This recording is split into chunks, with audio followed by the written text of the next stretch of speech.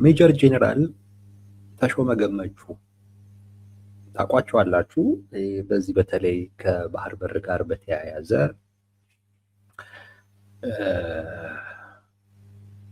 ትንሽ ወደ ህዝቡ ቀረብ ያሉ የመከላከያ ጄኔራል ናቸው። በመከላከያ ሚኒስቴር ውስጥ የውጭ ግንኙነትና ወታደራዊ ትብብር ዳይሬክተር ናቸው። ሰው የምታውቋቸውም ያው ከባህር በር ጋር በተያያዘ ለህዝቡ በሚዲያም ላይ የወጡ የተለያዩ ሀሳቦችን ያቀርባሉ እና በዛ ነው አይ ቲንክ ከህዝቡ ጋር በደንብ የተዋወቁት ብዬ አስባለሁ።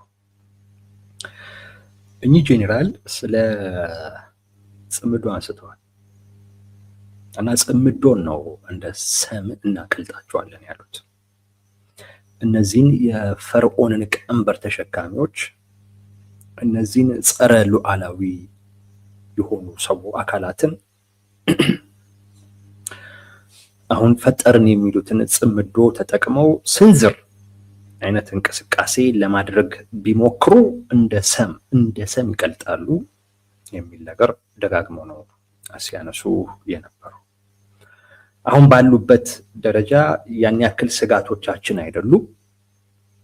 ነገር ግን ለዓለም አቀፉ ማህበረሰብ በተለይ በየኤምባሲው ላሉ ወታደራዊ አታሼዎች አሳውቀናል። ይሄንን ጉዳይ ያሳወቅንበትም ዋነኛው ምክንያት አስቸኳይ እርምጃ መውሰድ የምንችልበት አስገዳጅ ሁኔታ ውስጥ ብንገባና እርምጃ ብንወስድ ያንን ነገር እንዲረዱት ስለምንፈልግ ነው አስቀድመን ያሳወቅነው የሚል ነገር አንስተዋል። እና ይህን ሐሳብ መሬት ላይ ለማውረድ የስንዝር ያህል እንቅስቃሴ ቢያደርጉ እንደ ሉዓላዊ ሀገርና እንደ የኢትዮጵያ ሉዓላዊ የማስጠበቅ አደራ እንደተሰጠው ተቋም በእሳት ውስጥ እንደገባ ሰም እንደሚቀልጡ እናምናለን ብቻ ሳይሆን እርግጠኞች ጭምር ነን ሁሉ ብለዋል። ሜጀር ጄኔራል ተሾመ ገመቹ ስለዚህ ጉዳይ እናወራለን። ስለ ጽምዶ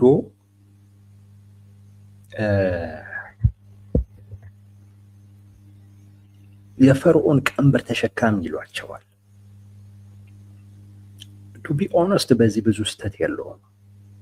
በተለይ አሁን ጽምዶ ትንሽ ጥርት እያለ እየመጣ ነው። በፊት ላይ አንድ አካል እዛ ውስጥ ስለነበረ ነው ትንሽ ያወዛግበን የነበረው። ፋኖ እዛ ውስጥ መሆኑ በጣም አወዛጋቢ ነበረ። ማለት ይሄ ነገር እንዲሁ ዝም ብሎ ወሬ ነው ወይንስ የእውነት ነው? የእውነትስ ከሆነ እንዴት ነው የፋኖ አመራሮች በጽምዶ ውስጥ ምኑን አምነውት ነው እንደዚህ የሚሆኑት የሚል እውነት በጣም ጥያቄ ነበረኝ። እኔ የጽምዶ ደጋፊ አይደለሁም እንደምታውቁት፣ በጭራሽ አልደግፍም። የጽምዶ ደጋፊ ብሆን በጣም የምኮራበትን ታሪክ እየተጸጸትኩበት እንደሆነ ነው የሚሰማኝ። ያኔ በብልጽግናና በሻቢያ ተፈጥሮ የነበረውን ጥምረት እና ያ ጥምረት የፈጠረውን ነገር እሱን ከመደገፍ የተለየ ትርጉም አለው ብዬ አላስብም። ጽምዶን መደገፍ ከዛም ውጪ ኢንቨስተርስ ወደዛ እንመለስ፣ ችግር የለውም። ስለኔ ያለ አናውራ እና የፋኖ መኖር ነበር ትንሽ ግራም ያጋባው። ምንድን ፈልጎ ነው ምናምን የሚል ነገር ሰሞኑን አስረስ ማረ በዚህ ጉዳይ ተጠይቆ ነበረ። የአቶ አንዳርጋቸው ጽጌ ሱዳን ላይ አማራን ወክሎ እዛ ከመገኘቱ ጋር በተያያዘ ኢኤምኤስ ላይ ይመስለኛል እዛ ቀርቦ ነበረ አስረስ ማረና ስለ ጽምዶ አንስቶ ብዙዎችም ሲነጋገሩበት ነበረ። ምን ይላል አስረስ? እኛ ይሄንን ከፊት ለፊታችን ያለውን አገዛዝ ለማስወገድ ከማንም ጋር ልንሰራ እንችላለን። ከውስጥም ከውጭም ካሉ አካላቶች ጋር ለመስራት ብዙ ችግር የለብንም፣ የሚያግባቡን ነገሮች ካሉ ይላል። ጽምዶ የሚባለውን ፕሮጀክት ግን አናውቀውም ነው የሚለው። ይሄ በጣም ትልቅ ለውጥ ነው። በጣም ትልቅ ለውጥ ነው። አይ ዶንት ኖ በዚህ ደረጃ አሁን መነጋገሪያ ስለሆነ በኋላ እንግዲህ ወጥተህ ይሄን ነገር አስተባበል ብለውት ካላስተባበለ በስተቀር አላቅም። ለማስተባበል ይመቻል፣ ነገርየው ይመቻል ለማስተባበል። እንዴት የሚለውን አልመልስ፣ ግን የሚመች አይነት ነገር ግን አለው። አይ እኔ የፈለኩት ይሄንን ነው ብሎ ነገሩን እንደገና ወደኋላ መመለስ የሚችልበት እድል አለው። አይጠፋውም እሱም ይሄንን በእርግጠኝነት። እንደዛ ካልመለሰው በስተቀር ይሄ አሁን እሱ ተናገረ ወይም የተናገረው ነገር እና የሰማነው ነገር ጽምዶ በሚባለው ፕሮጀክት ውስጥ የለንበትም። ያ ማለት አብረን አንሰራም የሚል አይደለም ማለት ለመስራች ግን ይሄ ጽምዶ የሚባለው ነው አሁን እየተባለ ያለውን ጽምዶ ግን እዛ ውስጥኛ የለንበትም አናቅም የሚል ነገር ነው አስረስ ማረ ያነሳው። ይሄ ጽምዶ የሚባለው ነገር የሻቢያና የቲፒኤልኤፍ ነው ብለን ቢያንስ መናገር የምንችል ይመስለኛል። አስረስ ማረ ለምን እንደዛ አለ የሚለውን መገመት እንችላለን። እኔ በሁለት ምክንያት ያለ ይመስለኛል። አንደኛው የሱዳኑ መድረክ ቶታሊ አማራውን የረሳ ነው።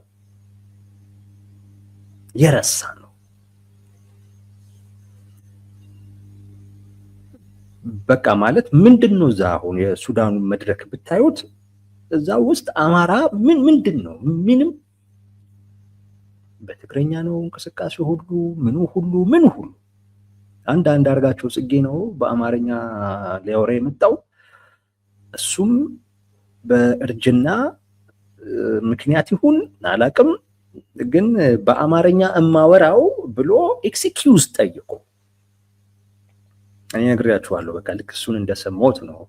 በእርግጥ እዛ መድረክም ላይ መገኘቱ በራሱ አሳፋሪ ነው። ግን በቃ ልክ ሰው እንደዚህ ብሎ ሲጀምር በጣም በቃ መውረዱ የታየኝ እሱን ንግግር ሲጀምር ነው። በአማርኛ የምናገረው ስለ ጽምዶ ሌላውም አካል በተለይ በአማርኛ የሚሰማው እና አማርኛ ተናጋሪው አካል በደንብ ግንዛቤ እንዲኖረው ብዬ ነዋል። አይሮን ነው እሱ ራሱ ስለ ጽምዶ ግንዛቤ ይኖረው አይኖረው ማቀው ነገር የለም፣ ያለውም ግን አይመስልም። አንዳርጋቸው እንዴት ያለው አይመስለኝም እውነት ለመናገር። ያ መድረክ ምንም ጥርጥር በሌለው አይነት ሁኔታ በቃ ምንም አማራውን ያደለለ መድረክ እና ብዙዎች ተቆጥተዋል። በራሱ አንዳርጋቸው መወከሉም ደስ አላላቸው። የመድረኩ ድባብ ልክ አይደለም። በአማርኛ አታውራ የተባለ ነው የሚመስለው አንዳርጋቸው በአማርኛ እንዳታወራ ተብሎ የመጣ ነው የሚመስለው እና ኤክስኪውዝ ጠይቆ ነው በአማርኛ እማወራው። የአማራ ውስጥ ካለ ለምንድን ነው በአማርኛ ማታወራው? በራሱ ትግረኛ ለምን መረጥከው? አብዛኛው ትግረኛ ተናጋሪ ሰው አማርኛ ይሰማል፣ ምንም ጥያቄ የለውም። የሀገሪቱ የስራ ቋንቋ አማርኛ ስለሆነ እና ብዙ ቋንቋዎችን ከምናስተናግር ነው ተብሎ እንኳን ከሆነ አንድ ትግረኛ አንድ አማርኛ በቂ ነው። እርግጠኛ ነኝ እዛ ያለው የጋምቤላ ሰው፣ እዛ ያለው የሶማሌ ሰው፣ እዛ ያለው የአፋር ሰው፣ እዛ ያለው የቤንሻንጉል ሰው በአማርኛ ይሰማል። መድረኩም ያንን የሚመጥን ነበር፣ አማርኛን የሚፈልግ ነው። አይ ቲንክ በዛ ምክንያት እና አንዳርጋቸው ጽጌም የአማራ ወኪል ሆኖ መቅረቡ ብዙ ደስ አላላቸው። ብዙ አማራዎች ተቆጥተዋል። በዚህ ምክንያት ይመስለኛል አስረስ ማረ ኖ ይሄ ጽምዶ የኛ ፕሮጀክት አይደለም ያለው። ኦፍ ኮርስ ቢል ነው የሚገርመኝ ነው ቢል ያንተ ፕሮጀክት ሆኖ አንተ እዚህ ውስጥ ኖረህበት እንዴት የሆነ አማራ የሚሸት ነገር እንኳን እንዴት ይጠፋዋል ተብሎ ሊጠየቅ ነው። እንትና አማራ አይመስለኝም ማለት ነው አንዳርጋቸው ጽጌ።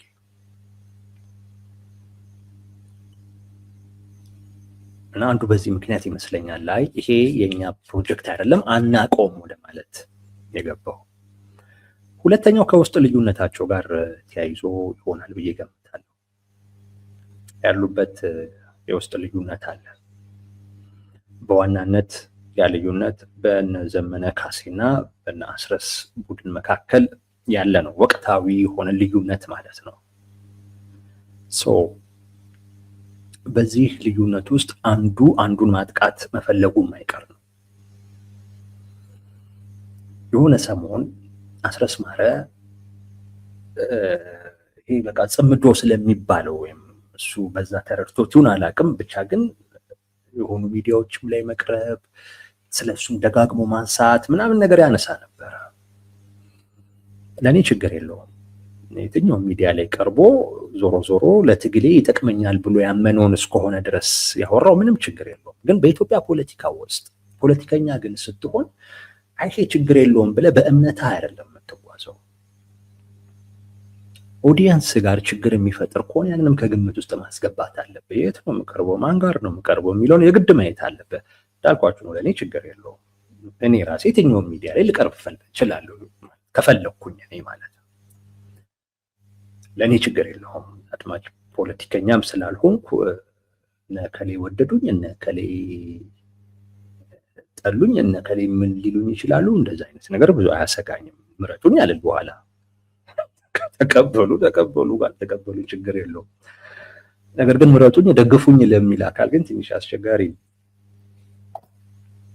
አብራችሁኝ ታገሉ ምናምን ለሚል አካል አስቸጋሪ። ሚዲያ ላይ በተለያየ ሚዲያ ላይ ማለት የነ እከሌ የሚባል ሚዲያ ላይ መታየት ከነ እከሌ ጋር አብሮታል ተያይዘ እንድትታይ ያደርጋል። እና በተደጋጋሚም ስለ አብሮ መስራት ምናምን ነገር እሱ ነበር የሚያወራው የህዝብ ግንኙነት ከመሆኑም ጋር በተያያዘ እና ሰጋለት ነበረ። የሆነ ልዩነት ቢፈጠር በእርግጠኝነት ይመቱታል፣ በዚህ ምክንያት ይመቱታል ስላችሁ ፊዚካሊ ይሾቱታል ማለት ሳይሆን፣ ነገር ግን ቢያስቡን ያጠፉታል። ምክንያቱም ስለ ግንኙነት ስለ ትብብር ሲያወራ ስለ ጽምዶ እንደሚያወራ ነበረ ማናችንም አንደርስታንድ የምናደርገው። አሁን ላይ መጥቶ ይሄ ፕሮጀክት የኛ አይደለም አለ እንጂ ይሄ እኮ የትብብሩንማ እኛንን ባለቤቱ ሲል ነበረ አስረስ ማረ። የትብብሩማ ባለቤት እኛንን ነበረ ሲል የነበረው። አሁን ግን ጽምዶ የሚባለውን አላቆም ማለት እንግዲህ ትብብርንና ጽምዶን ለይቶ ያያል ማለት ነው። እንግዲህ አስረስ እንደገባን ከሆነ ግን ሁላችንም ስለ ትብብር ግን ሲያወራ ስለ ጽምዶ እንደሚሆን ነበር አንደርስታንድ የምናደርገው።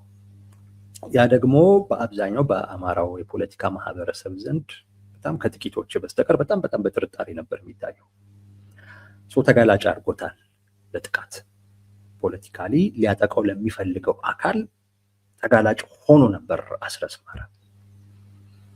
አይ ቲንክ አሁን ላይ መጥቶ የካዳትም ያለው ለዛ ይመስለኛል። ምክንያቱም አሁን ላይ ሊያጠቁት የሚፈልጉ አካላቶች ከራሱ ውስጥ አሉ። አሁን ላይ እቺን የካዳት ያለው ስለ ጽምዶ ምንም የምናውቀው ነገር የለም የሚለው ነገር አይ ቲንክ የሆነ ከጥቃት ራሱን ለመከላከል እንደሆነ ነው እኔ የተረዳሁት። ምክንያቱም ያንን እፈራለት ስለነበረ ማለት ነው።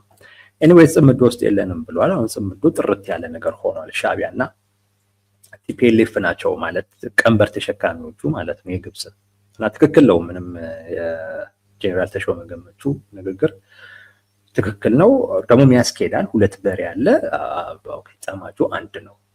ግራ ያጋባ ነበር በስንት በሬ ነው የሚጠምዱት ምናምን የሚለው። ኦኬ ሁለቱ በሬዎችን አውቀናል። ልክ ነው። ግን ጄኔራል ተሾመ ገመቹ ግን ከዚህ አንጻር አይመስለኝም የግብጽ ቀንበር ተሸካሚዎች ያሏቸው ነገሩ ከዛ ጋር የተያያዘ ስለሆነ ሳይሆን በብልጽግና ውስጥ ሻዕቢያን የውጭ ጠላት፣ ሻዕቢያን ታሪካዊ ጠላት አድርጎ ለመሳል ተሞክሯል። ግን ብዙ አልተሳካም። በሚያሳዝን ሁኔታ አልተሳካም። ምክንያቱም ራሱም ከሻዕቢያ ጋር ሰርተዋል። ከሻዕቢያ ጋር ያልሰራ የፖለቲካ ኃይል አታገኙ። ለእናንተ ልክ የሆነ ነገር ለነሱ መቼስ ለምንድን ነው ስህተት የሚሆነው የሚል ነገር ይነሳል። ከዛ ውጪ በኢትዮጵያውያን እና በኤርትራውያን መካከል ወንድማማችነት አለ። በሁለቱ ህዝቦች መካከል ስቲል አሁንም መቀራረብ አለ፣ አልተበጠሰም ግንኙነቱ እና ከሻዕቢያ ጋር መስራት በኢትዮጵያ ፖለቲካ ውስጥ ብዙ የሚያሸማቅቅ ጉዳይ አይደለም። ባንዳ ብትለው ብዙም አይሸማቅቅም። አንደኛ ማንንስ ይላል ነው። ሁሉም በዛ ደረጃ ከሻዕቢያ ጋር መስራት ከሆነ ከሻዕቢያ ጋር ያልሰራ ማንም አካል የለም ኢትዮጵያ ውስጥ። እኛ ነን ምናልባት ወደፊት ፖለቲከኛ ከሆነ እንጂ ሌላው እንዳለ ከኛ በፊት ያለው ፖለቲከኛ በሙሉ ማለት ይቻላል ሰርቷል፣ እየሰራ ነው። እና እሱ ትንሽ ለማሸማቀቅ ብዙ አልተመቸም፣ አስፈሪም ለማድረግ ብዙ አልተመቸም። አሁን ደግሞ ይሄ ጽምዶ የሚባለው እንቅስቃሴ ትንሽ በደንብ ገለጥለጥ እያለ አዳዲስ ኃይሎችም ጭምር እዛ ውስጥ እንዳሉ በሚያሳይ አይነት ሁኔታ እየመጣ ነው። ስጋቱ አለ።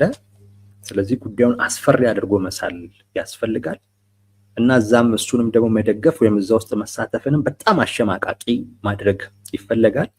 እሱን ለማድረግ ይሄው ሻዕቢያ ፋኖን ምናምንን ጠምዶ ምናምን ቲፒኤልኤፍን ምናምን ጠምዶ ከማለት ይልቅ ጉዳዩን ወስዶ ከግብፅ ጋር ማያያዙ በደንብ ይጠቅማል። ጠማጇን ግብፅ ስታደርግ ግብፅን በሚመለከት ሁላችንም ቢሆን ግብፅ ወዳጅ ነች ልንል አንችልም።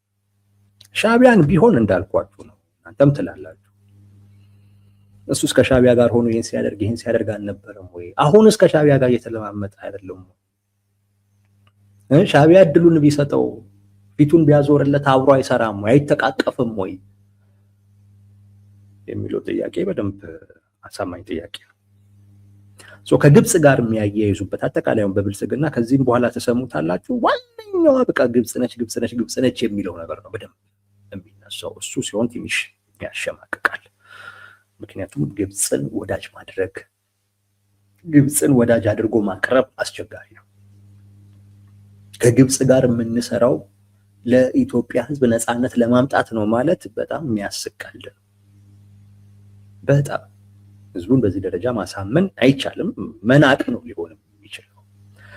ትንሽ አስቸጋሪ ለማድረግ ፕሮፓጋንዳውን ለመከላከል አስቸጋሪ ለማድረግ ከግብፅ ጋር እየወሰደው ነው እና ጄኔራል ተሾመ ገመቹ በዛ አቅጣጫ መሰረት ነው የሄዱት። ይሄ አጠቃላይ እንደ ብልጽግና የተሰጠ አቅጣጫ ነው። ጉዳዩን ከግብፅ ጋር አያይዙት የሚለው ማለት አሁን ዝም ብላችሁ ሻዕቢያ ሳይሆን ከግብፅ ጋር አያይዙ። ሻዕቢያ ማለቱ ምንም አልጠቀምም። ስለዚህ ከግብፅ ጋር አያይዙት ነው። ግን እኔ አያያዝም እያልኩ አይደለም። ኦፍ ኮርስ ይያያዛል። አያያዝም ብለህ መከራከርም አትችልም።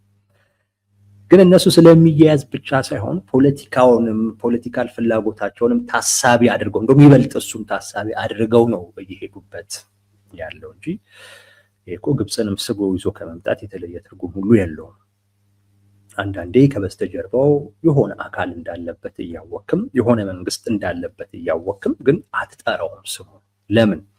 ስሙን መጥራት ማለት ከዛ አካል ጋር በግልጽ የጠላትነት ስሜት ውስጥ የጠላትነት ሁኔታ ውስጥ ገባህ ማለት ነው። ስለዚህ ያ አካል ወደደም ጠላም እሱን ሜንሽን እያደረግክ እየጠቀስክ ስለሆነ ያለኸው ያንተን መጠናከር ወይንም ደግሞ በዛ ቀውስ ውስጥ ያንተን አሸናፊ ሆኖ መውጣት እንደ ስጋት እየተመለከተው ይመጣና ሳይወድ በግድ በተዘዋዋሪም ቢሆን አንተን ሊጥል የሚችል እንቅስቃሴ ውስጥ መግባቱም አይቀር ነው እና ብዙ ጊዜ አይጠራም። ብልጽግናም አይጠራም ነበር። አስተውላችሁ ከሆነ አይጠራም ነበር። አንዳንድ ኃይሎች የውጭ ጠላቶች ምናምን ይላል እንጂ አይጠራም ነበር። አሁን ግን ግብፅ ብሎ በግልጽ ወደ መጥራት እየመጣ ነው። አንድ የሁለቱን ግንኙነት በጣም ስለለየለት፣ ሁለት ቅድም እንዳልኳችሁ ጉዳዩን አስፈሪ ማድረግ ስለሚያስፈልግ በግልጽ እንናገር የሚል ነገር እየመጣ ነው ያለው። ከዛ አኳያ ነው የግብፅ ቀንበር ተሸካሚዎች ያሏቸው። ሁለተኛው በንግግራቸው ውስጥ ፉከራ ይታያል።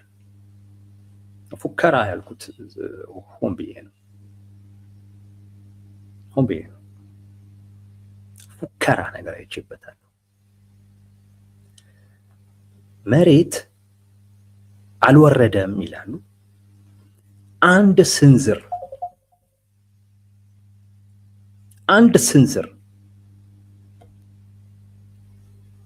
ወደ ተግባር አንድ ስንዝር መንቀሳቀስ ቢጀምሩ እንደ ሰም ነው የሚቀልጡት ይላሉ። ይሄ ፉከራ ቀረርቶ ነው። ይሄ ለዚያው ባዶ ነው የምላለው። መሬት ወርዷል፣ ከስንዝር በላይም ሄዷል።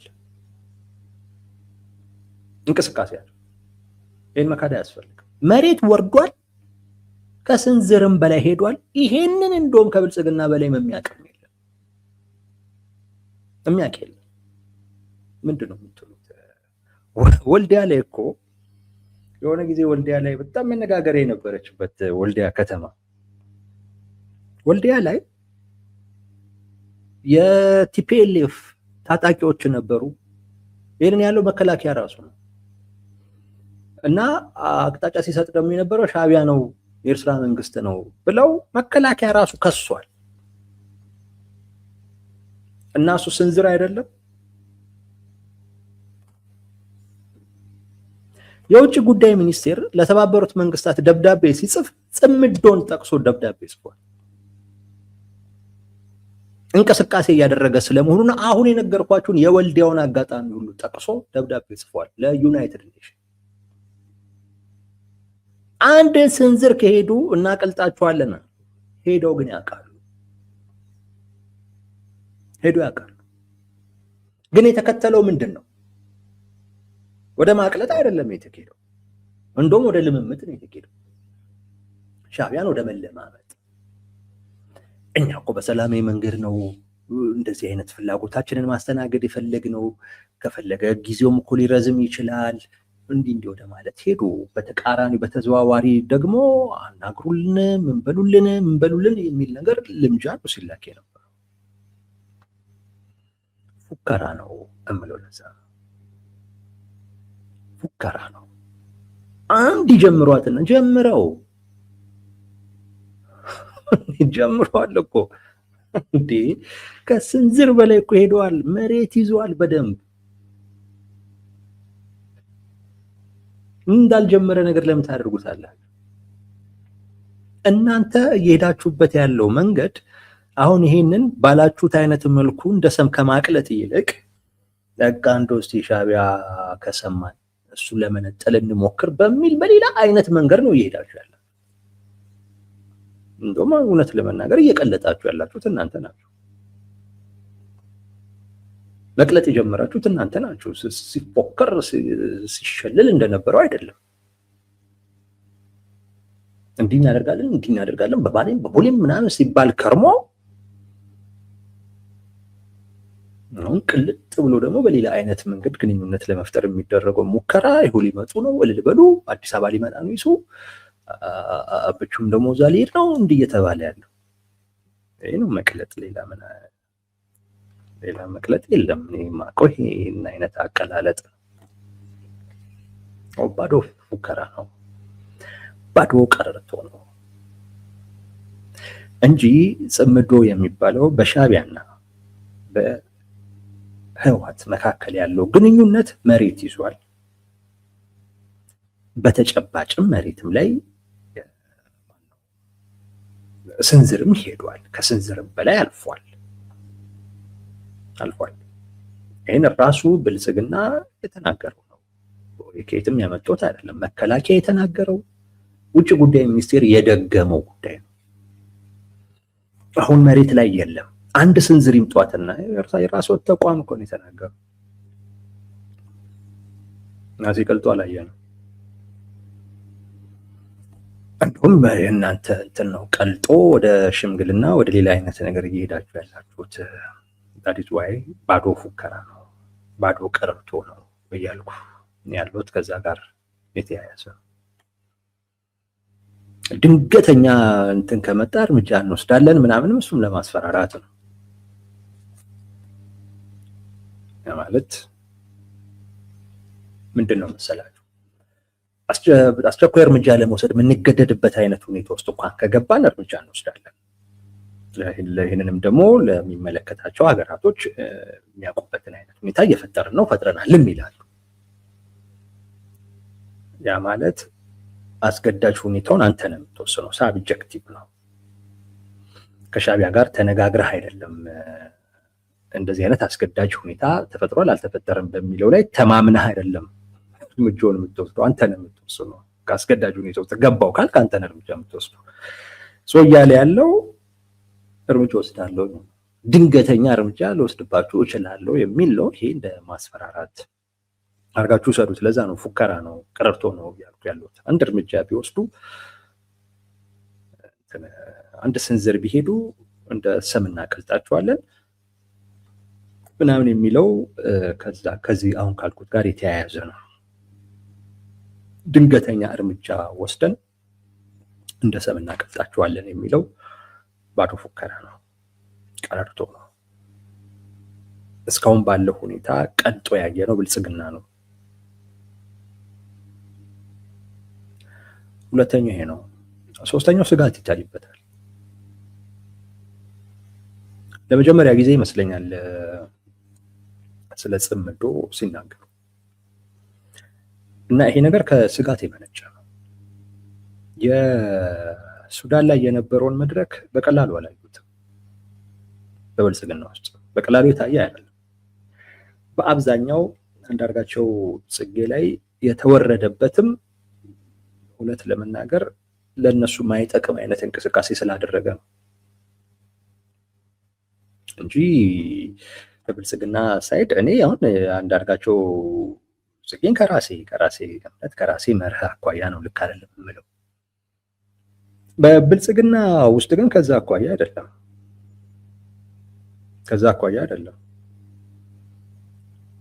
የሀገርን ክብር በሚያዋርድ መርህን በሚጥስ በየትኛውም አይነት መንገድ ቢሆን የብልጽግናን ፍላጎት አሟልቶ ቢሆን ኖሮ አንዳርጋቸው ጽጌ ጀግናቸው ነው፣ እርግጠኛ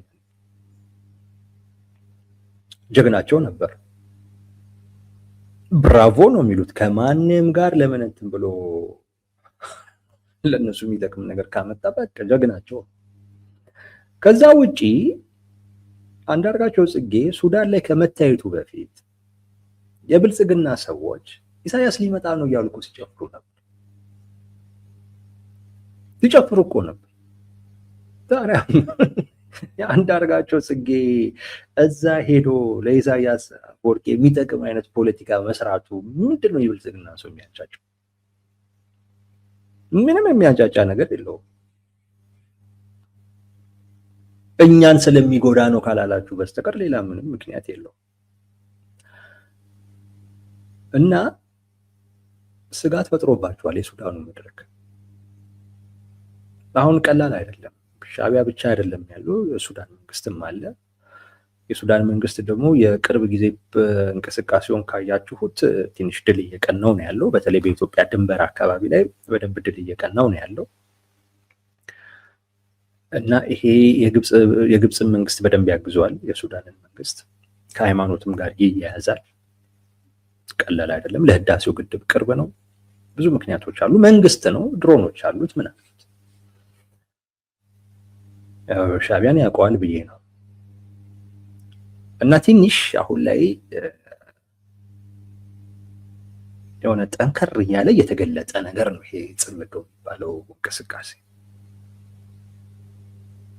ጽምዶ የሚባለው እንቅስቃሴ በተለይ የሱዳን መንግስት እዛ ውስጥ መኖሩ እና ከኢትዮጵያ መንግስት ጋር እንተያያለን የሚል አይነት መዛዛት ውስጥ መግባታቸው በብልጽግና ዘንድ በጣም በጣም እረብሿል፣ ስጋት ፈጥሯል፣ አስደንግጧል።